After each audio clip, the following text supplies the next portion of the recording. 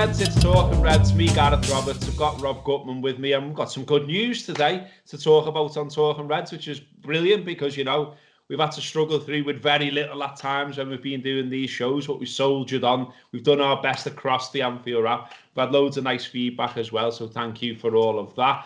And it is, well, the good news is that the Bundesliga is confirmed as returning a week on Saturday. So the government met yesterday in Germany. They said it was fine for it to go ahead.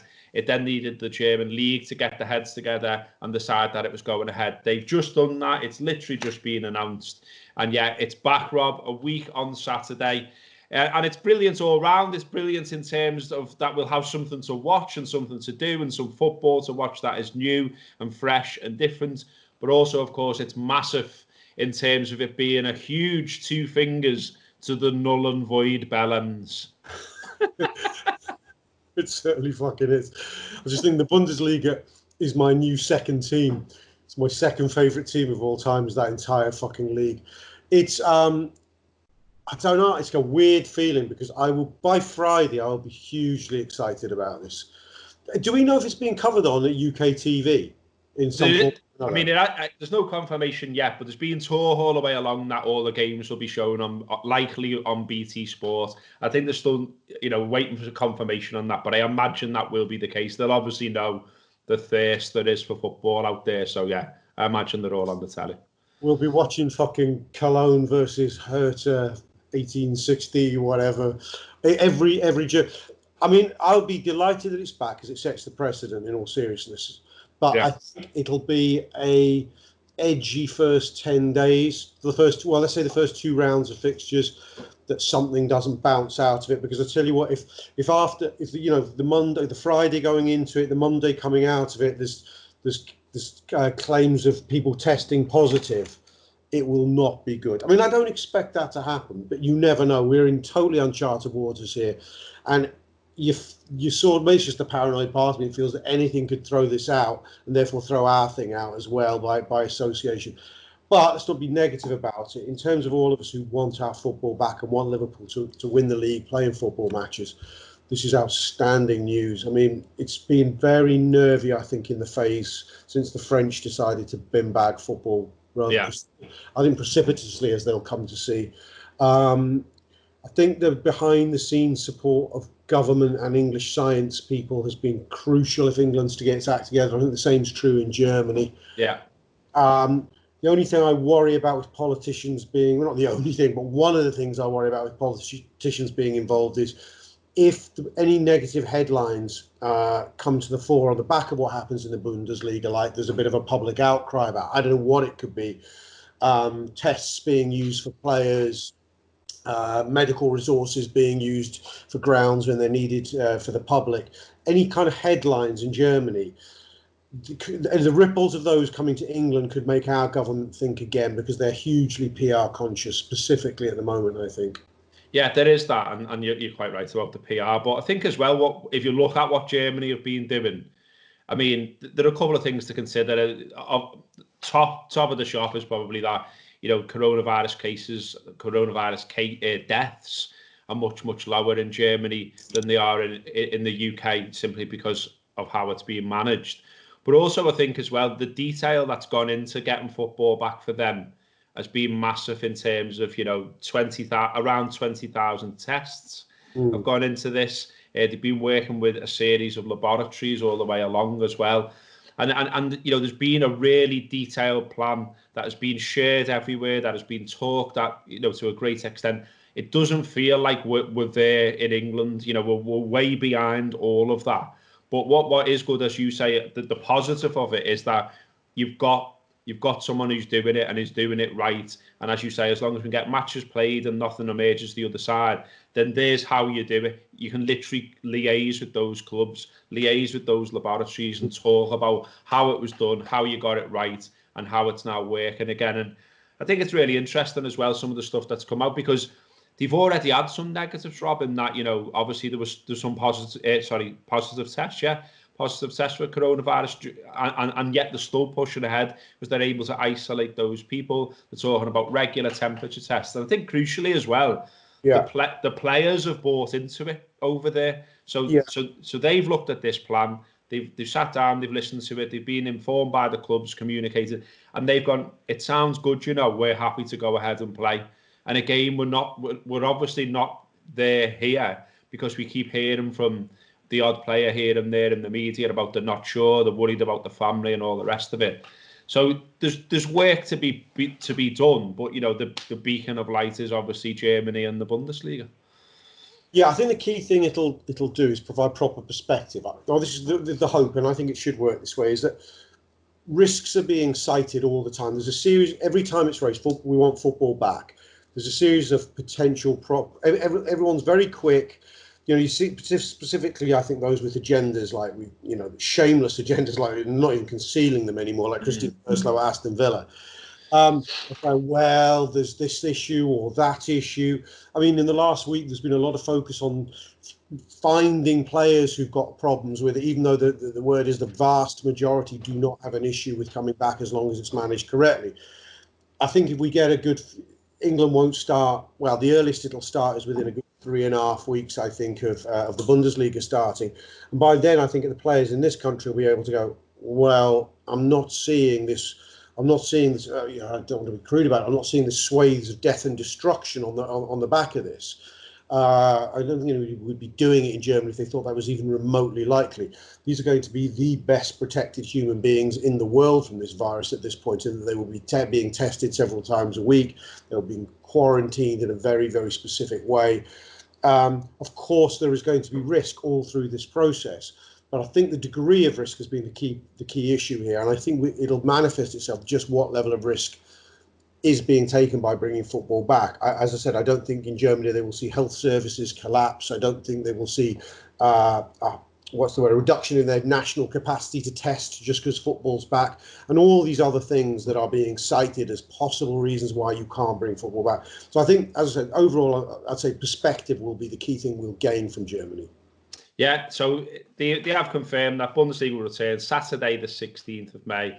Dortmund v Schalke is a tasty one on Saturday the 16th of May, which I'm sure a lot of us will be tuning into. The they ate each other, yeah. So there's some beef straight from the off, which is absolutely brilliant. I think as well, a lot of my mates are really missing it. I know from what they're doing in various WhatsApp groups and things like that, and there's various talk at the Anfield app as well about sort of, is everyone going to adopt a club and that kind of thing and do it that way? I've watched obviously the Bundesliga before, but I'm not like one of those who's like a huge fan of any other league or any other club really. But I think on this, I'm more than happy to get involved and look to lift my own spirits as well as everyone else's. So I'm going to go for, just off the back of watching a little BBC piece that they did on them. I'm going for Union Berlin, just because it's very much run by the fans. The fans helped it to get where it is now, even to the point of helping to build the stadium, which is absolutely quality, like a sort of massive version of DIY SOS involving the footy fans. So I'm into them and I'm into their ethos, and I like what they're doing. I like the kit as well. They play in red, so I'm going for them. Well, what are you going for, Rob? You got to be careful here, because like Bayern Munich, like Man United of Germany, that's what that's what people keep telling me. So you can't pick them. I'm not picking them. I hate all the European giants. I hate Bayern Munich. I'm supporting Timo Werner FC. So I've watched the Bundesliga. I watched a lot of Bundesliga when Naby Keita was going to, before he signed for us, and the year he spent on loan back there. So I like the Bundesliga. And I found the only way I can get motivations by watching foreign teams is knowing, A, are they about to play Liverpool, so am I being a scout, or B, are we about to sign one of their lads, so am I being a scout. So I would have an interest in the Leipzig games in particular because of Timo Werner, and watching Hertha Berlin, see if Marco Grujic has actually got anywhere and pushed on. I'm sort of still interested in Jadon Sancho. I'm not giving it, despite the fact that the media seems to think he's a Man U player. I'm still curious about him. I'm not convinced Liverpool have given up their pursuit of him, whether it's next year or whenever. So I think I've got to fight, as you said, I have no second teams. I'm no interest in teams and leagues that aren't Liverpool. So I've got to find my motivations, and they're Liverpool based. Well, I've just been checking as you've been talking, and Union Berlin, the first time that they're going to be playing will be the Sunday, a week on Sunday, and they are playing Bayern Munich at home. So come on! We're in the League of Union Berlin. I bet they're shite. Yeah, they're like mid-table, but I'm not asked. I'm not asked if they can lay punches on Bayern Munich, then it's going to make me weekend. So I'm already bang up for it. The other thing to talk about, Rob, is happy Barcelona Day, mate. We are absolutely laying into that on the Anfield app currently. All the tweets in the world, all the Facebook posts in the world, sharing all the stuff from the time. I've just been on Indian TV for an hour talking about it, which is fantastic. It was really good. Really lifted me talking about it again. Yeah. And obviously, like it was a fantastic night, Rob, and we remember all the moments. And obviously, corner taken quickly, Origi and all that. But I think as well that there's so much that maybe people have forgot in that game as well. So, there's a brilliant performance from Mane. There's a brilliant performance from Fabinho. You got Henderson collapsing at the end. You've got James Milner with tears in his eyes. It was one of those. It's not just us romanticising it this time, is it? It was an absolutely fantastic night. Yeah, do you know what? It's like so many things that are so big. You think, did I actually really process that? There's certain things. I was euphoric like I've never been at a football match at Anfield. I think, no, was it up there with? Was it better than 2005? I don't know. I just remember coming out of that ground and literally fucking dancing in the street. In my life.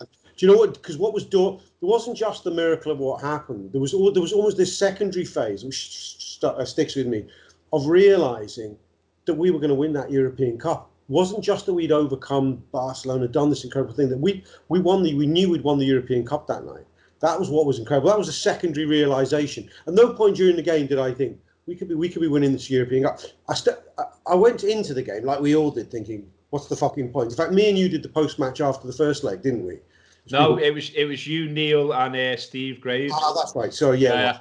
And they were trying to be upbeat about the fact that we played well. And I was just no fucking mood. And let's not kid ourselves. There's nothing to talk about here. We're out. We're just gone. You don't overturn 3-0 against Barcelona. Best team in Europe. We did creditably, but that's it. And then we haven't got anybody playing. So I went into that ground treating it like almost like a pre-season game. That was my attitude. That there's just no chance. Our best result was like a mad 2-1 win or something. We got a bit of face save. But I remember coming up off the concourse into the stands. And there was an atmosphere there, and I thought, "What the fuck's this doing here? Why's the crowd bought its A game?" I thought, "Why are we wasting each other's time here?" And I sort of thought, "This is sort of like a defiance thing." Okay, I will buy into that. I got to my seat, and I got stuck in, and the atmosphere sort of built and built. And I think everyone's just decided, because we had nothing to lose, that we were just going to have a nice evening. We were going to have a nice evening. We were going to be a Liverpool crowd on a big European. We were going to show Barcelona what a Liverpool crowd can do, if nothing else.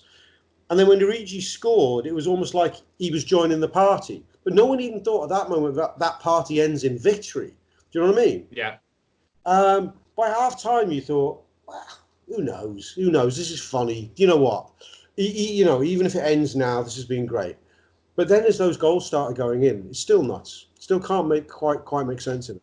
What do you think that the previous night, that the role of that played in it, in that, Manchester City play Leicester, Leicester sort of, take them to the wire a little bit. City picking up all kinds of bookings, and City like looking frustrated, looking like they were never, they were going to drop some points, which we were all praying for.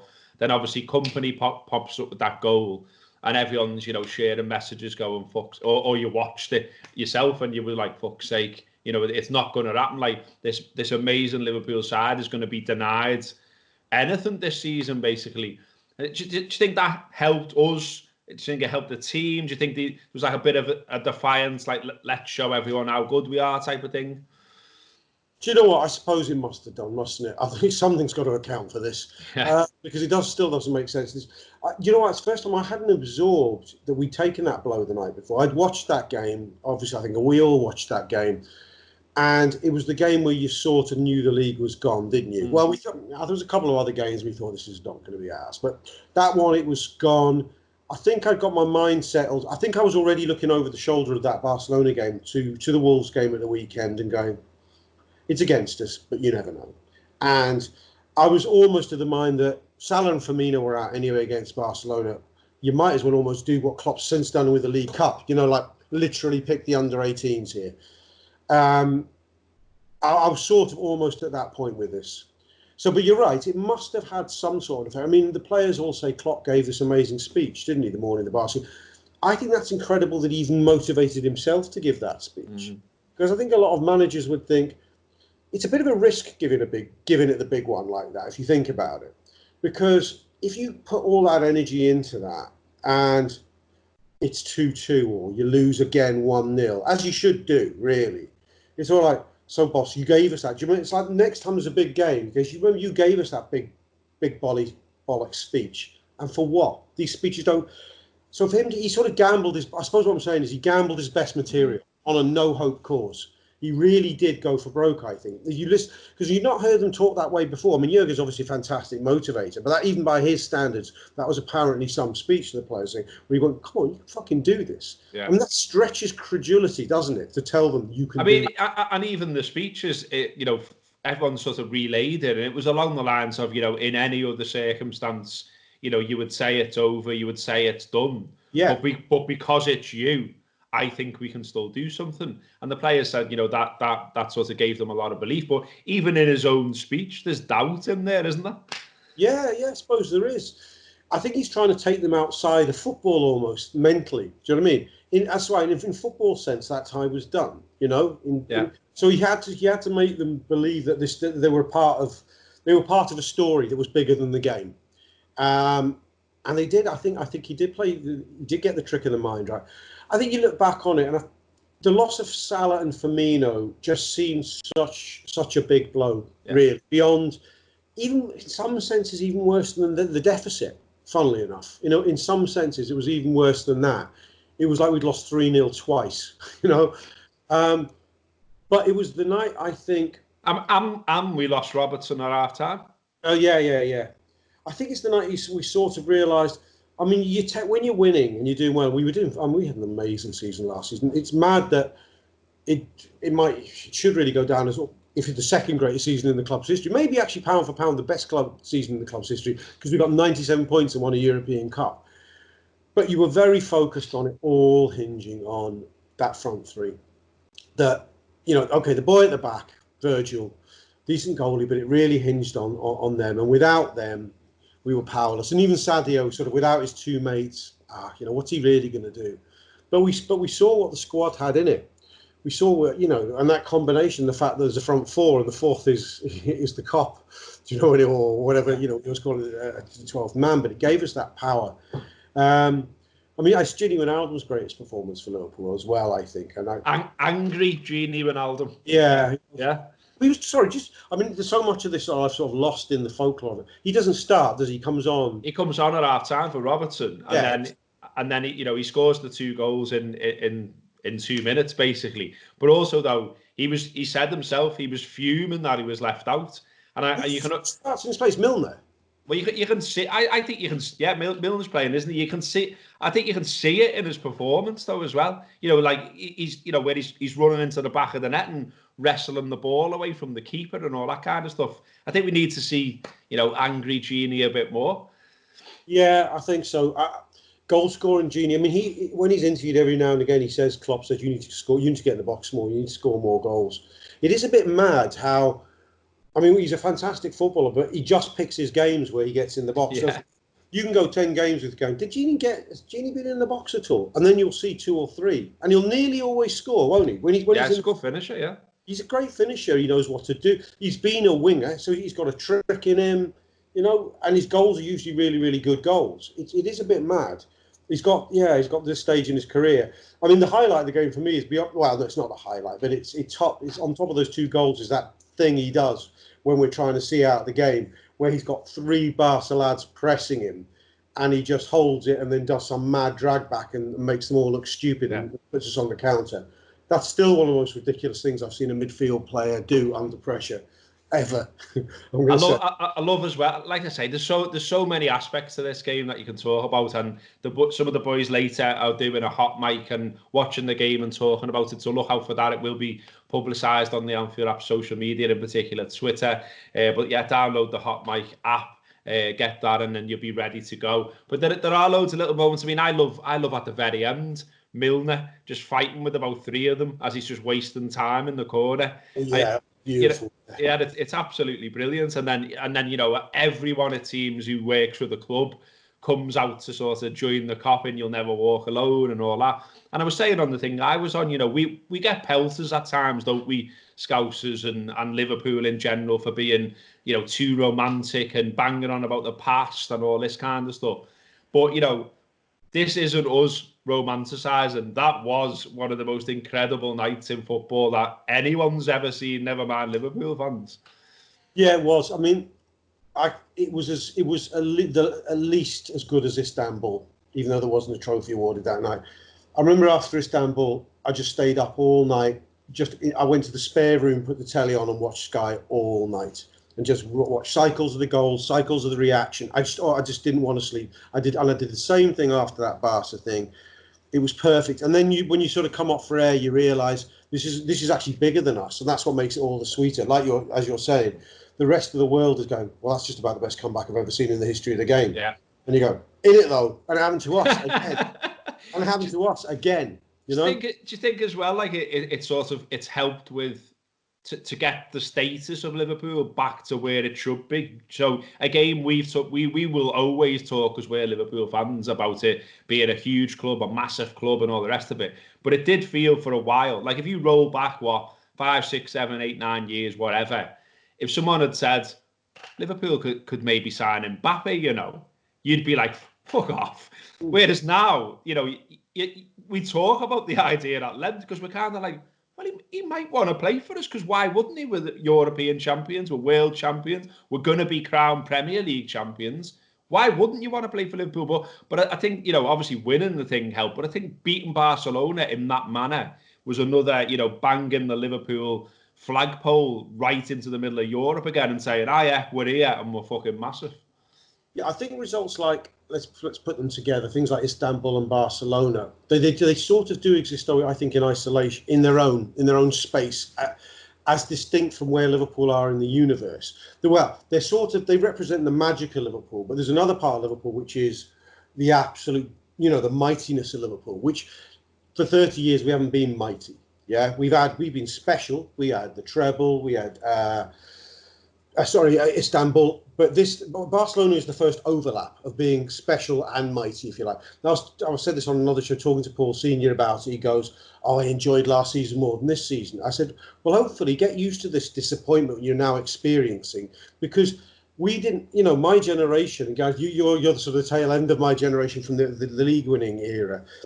We didn't have very many of the special days and nights that the current generation have had, because we were too fucking good. You just accepted you were good, yeah. Yeah, and we won leagues a lot of the time with something. Yeah, don't get me wrong, there was plenty of things, plenty of highs, and I wouldn't swap just being there. I want it to be a bit less exciting. I want us to just be dominant and mighty. And this season has represented that. This season has been old Liverpool. Barcelona maybe is, in some sort of poetic sense, the last goodbye to the miracle Liverpool. I don't want the miracle Liverpool anymore. I want the Liverpool that just wins that sort of tie. And that's not to cast a negative on that. What you're talking about as well is that's when you start to look at the team as well, and you're like, from back to front, we are a fantastic team, and we've got backup as well, which for so long we didn't have. Listen, as I mentioned, there's loads of stuff out on the Anfield app today around that game. I thought it was only right that me and Rob talk about it as well. But if you want more, download the app. We're resharing some of the stuff from at the time. So the post-match pint is there again. The post-match show is there again. Fuad's done some great work on a video which is on Twitter, which just sort of tells the story of the two legs in a condensed manner, but, you know, around stuff we were doing, around interviews with Jurgen Klopp that we did as well, where he talks about it in a really special way. So get on all of that. It's a good time to enjoy yourself, get a smile on your face, forget about what's going on in the wider world, and enjoy Liverpool again, and enjoy where we've been. where we are and where we are now, defo heading after that announcement from the Bundesliga. This has been Talking Reds. We'll do another one early next week. And as I say, there's loads of stuff on the website, AnfieldWrap.com. Download the app as well, available on all platforms. Keep watching, keep listening, keep reading. Up the fucking Reds.